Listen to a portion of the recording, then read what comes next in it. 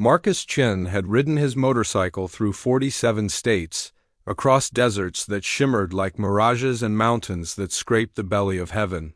He had faced thunderstorms that tried to wash him off the road and winds that threatened to knock him sideways. But nothing in his 20 years of riding had prepared him for what he found on that remote stretch of Highway 89 in northern Montana. The sun was beginning its descent, painting the pine trees in liquid gold, when Marcus rounded a bend and saw her. A massive brown bear stood in the middle of the road, swaying slightly, her head hung low. His first instinct was to rev the engine, to scare her off and continue his journey to the Canadian border. But something in her posture stopped him. This wasn't the stance of an aggressive animal. This was the stance of suffering. Marcus cut the engine and kicked down the stand, his heart hammering against his ribs.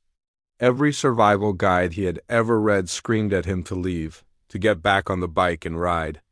Grizzly bears were unpredictable, dangerous, capable of running 30 miles per hour and tearing through steel like tissue paper. But Marcus had been a veterinary technician before he became a wanderer, and his trained eye caught something that overrode his fear. The bear's left shoulder was grotesquely swollen, a bulge the size of a volleyball that glistened with infection. An abscess, massive and clearly agonizing. The bear took a stumbling step forward and collapsed onto her front legs, a sound emerging from her throat that was neither roar nor growl, but something that sounded terrifyingly like a whimper. Marcus's hands trembled as he slowly dismounted, keeping his movements deliberate and calm. "Easy, girl," he murmured, his voice barely above a whisper. "I see you.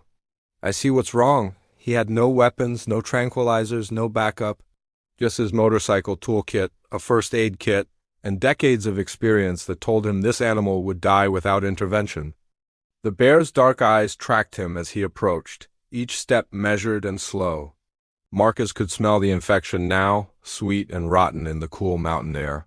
The abscess had likely been growing for weeks, poison building in her system, every movement agony. She should have charged him.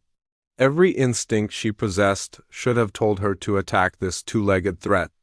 Instead, she remained still, her massive head resting on the asphalt, her breathing labored. "I'm going to help you," Marcus said, though he knew she couldn't understand his words. Maybe she could understand his tone, the calm determination that masked his terror. "But you have to trust me. Just for a few minutes, can you do that?" He knelt beside her, close enough to feel the heat radiating from her infected shoulder, close enough to die if she decided he was a threat. Marcus opened his toolkit with shaking hands, pulling out the sharpest blade he had, a utility knife he used for roadside repairs.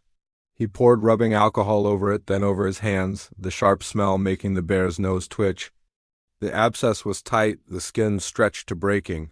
Marcus took a breath, said a prayer to whatever gods protected fools and animals, and made a quick, deep incision. The bear's entire body tensed, a growl rumbling through her chest that Marcus felt in his bones. Pus and blood poured from the wound, thick and putrid, soaking into the road.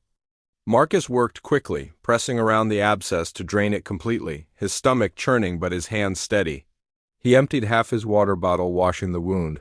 Then the entire tube of antibiotic ointment from his first aid kit, working it deep into the cavity. The bear's breathing had changed, becoming easier, deeper. Her eyes, which had been glazed with pain, seemed clearer now. Marcus backed away slowly, giving her space, his legs weak with adrenaline. "That's the best I can do, Mama. You need real antibiotics, but at least the pressure's gone. At least you can move now." For a long moment, nothing happened.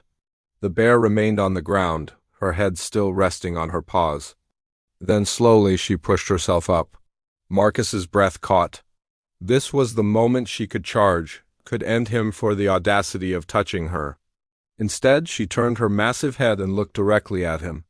What happened next would stay with Marcus for the rest of his life. The bear took 3 steps toward him, close enough that he could see the individual hairs of her coat, close enough to kill him with one swipe. Then she did something he had never seen in any wildlife documentary, never read in any journal. She lowered her head and gently, deliberately, touched her nose to his outstretched hand. The contact lasted only seconds, but it felt like an eternity. Her nose was warm and wet, her breath hot against his palm. Then she pulled back, huffed once, a sound that seemed almost like acknowledgement, and turned away. She walked into the tree line, her gait already stronger, steadier, the weight of infection lifted from her massive frame. Marcus stood alone on the empty highway as darkness fell, staring at the spot where she had disappeared. His hand still tingled where she had touched him. There was no video evidence, no witnesses to what had transpired. Just him, the fading light, and the memory of a moment when the boundary between human and wild had dissolved into something pure and wordless. He rode through the night, but his mind kept returning to those dark eyes, to the trust that had passed between two beings who should have been enemies. People asked him later why he had risked his life for an animal, why he had ignored every rule of wilderness safety. Marcus never had a good answer, not one that made sense in words. Sometimes courage isn't about being fearless.